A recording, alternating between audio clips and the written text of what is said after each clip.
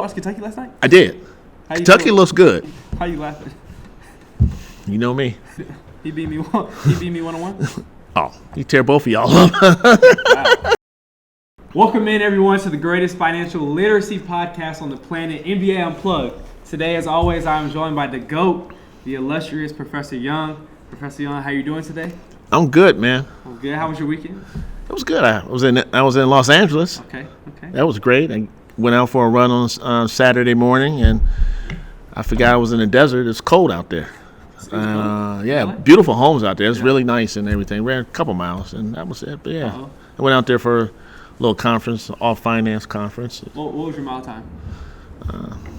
We don't need to discuss that.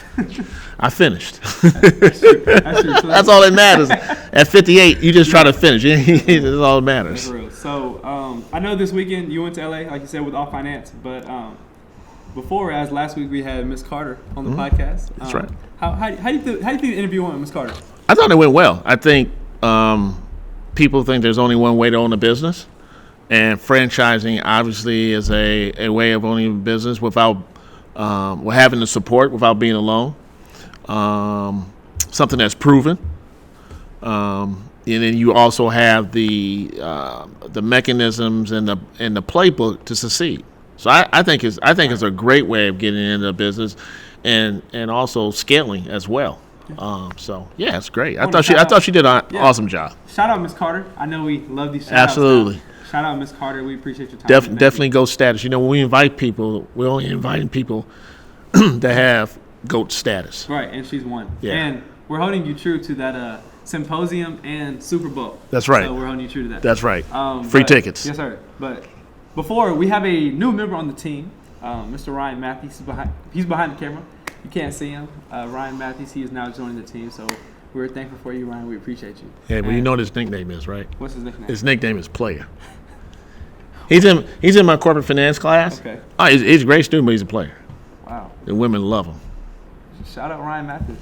GOAT status. Ryan Matthews is laughing. Number goats around here. Number goats. But before we begin, I want to make sure you all like this video, hit the thumbs up and subscribe. To stay tuned as we have a few big guests coming in tomorrow. A big guest, you're going to make sure you are tuned in. But today we're covering a big problem that is very detrimental to the economy, and that is the rise in car payments.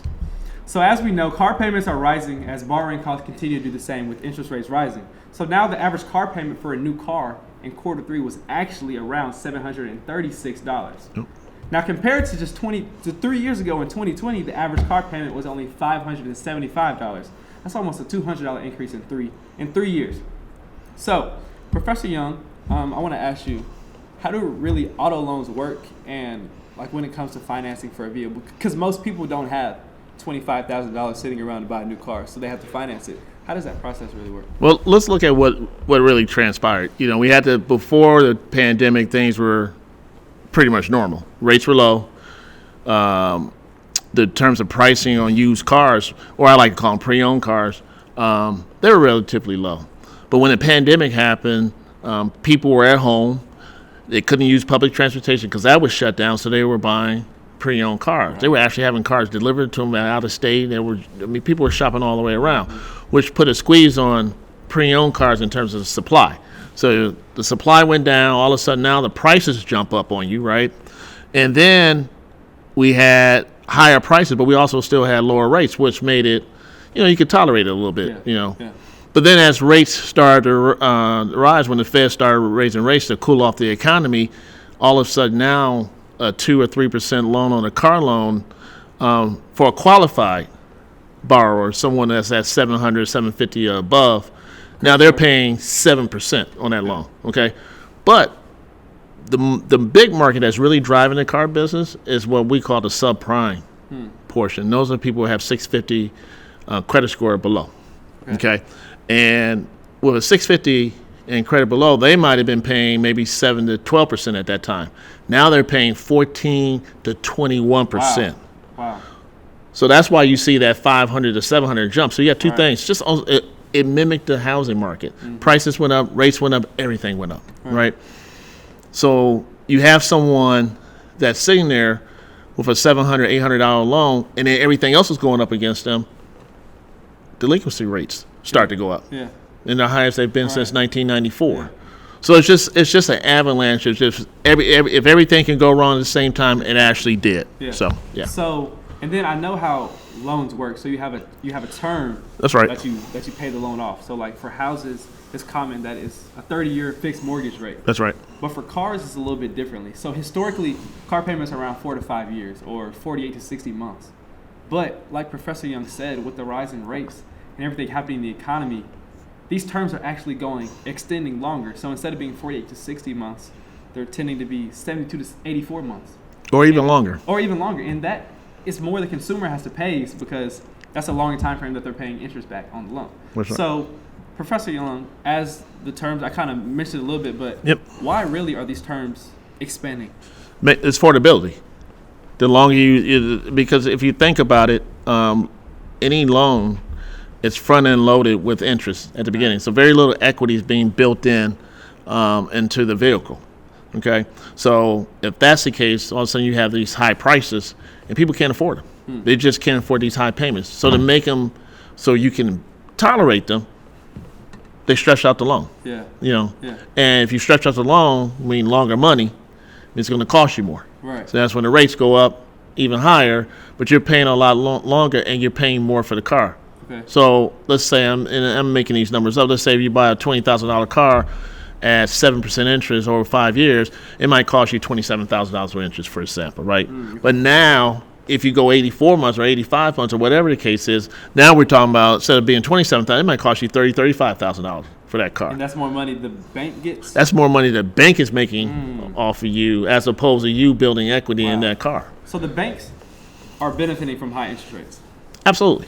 Okay. Absolutely. But doesn't interest rates mean the borrowing costs from the banks, from whoever they get the money from? I think it may be the Reserve or Treasury. Well, their rates go up too. Their borrowing rates, okay. their So rates go up too. everything Everything is in lockstep. But banks profit off of high interest rates. That absolutely. There's no question about that. That's crazy. There's no question about that. And plus, also, depending on how you bat the traditional person it borrows doesn't have a car that they run through their business or something like that, so it's not tax deductible. Right. I mean, it's not like a house.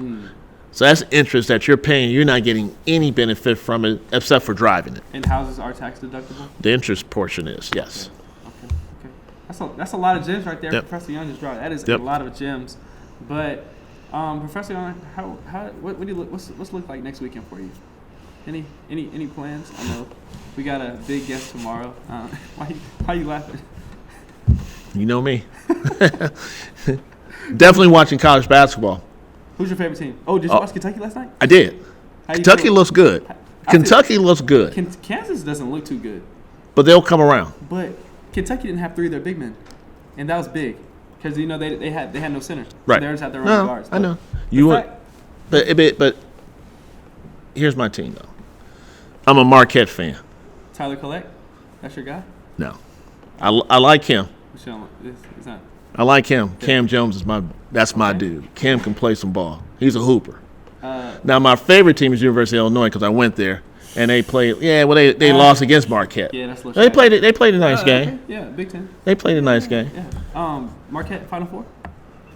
Most definitely. Most definitely. Absolutely. Is crazy. Hot take. Absolutely. Professor Absolutely. Young said Marquette to Final Four. Clip that up. Absolutely. Clip that up. Absolutely. And then give a shout out to my nephew plays for Illinois. Really? Absolutely, yeah. He hoop. Yeah, he plays for Illinois. He didn't play, but he's on the team. He beat me 1-on-1. Oh, he tear both of y'all up. Wow. That's not even a question. All right, we're gonna have to. AJ Red, number Red? 5. Okay. So you should buy his jersey, NIL deal. Okay. I don't know if we're gonna get him in trouble, but Yeah. AJ, I just gave Shout out AJ Red. We just gave you a shout out. Shout out AJ. But Professor Young, I think that wraps it up for this video. From him to us, you all stay blessed, and we'll see you on the next one. Peace. Peace.